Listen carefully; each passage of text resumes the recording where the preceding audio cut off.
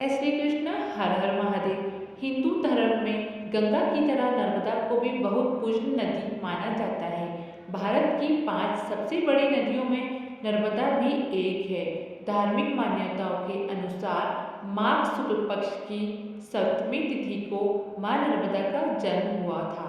इसलिए हर साल इसी तिथि में नर्मदा जयंती मनाई जाती है। आइए जानते हैं इस साल कब है नर्मदा जयंती और क्या है इस दिन का महत्व। नर्मदा जयंती इस साल शुक्रवार 16 फरवरी को मनाई जाएगी।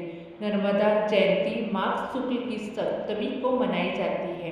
पंचांग के अनुसार 15 फरवरी को सुबह 10:12 से सप्तमी तिथि शुरू हो जाएगी और 16 फरवरी सुबह 8:54 पर इसका समापन होगा।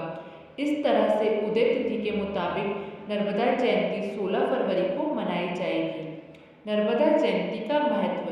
नर्मदा जयंती के दिन प्रातःकाल पवित्र नदी में भक्त आस्था की डुबकी लगाते हैं। इस दिन पर लोग नर्मदा नदी की पूजा भी करते हैं और स्वास्थ्य, धन, सुख समृद्धि की कामना करते हैं। स्नान के बाद लोग नदी में फूल, हल्दी, कुमकुम और दीप आदि अर्पित करते हैं। मध्य प्रदेश में अमरकंटक स्थान से ही नर्मदा का उद्गम हुआ था, इसलिए नर्मदा जयंती पर मां नर्मदा की पूजा के लिए इस स्थान का सबसे विशेष माना जाता है। नर्मदा जयंती पर नर्मदा नदी में स्नान का लाभ।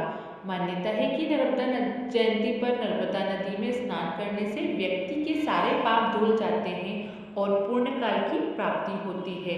विष्णु पुराण के अनुसार नाग राजाओं ने मिलकर मां नर्मदा को यह वरदान दिया था कि जो भी नर्मदा नदी में स्नान करेगा उसके सारे पाप खत्म हो जाएंगे और वह मोक्ष को प्राप्त करेगा।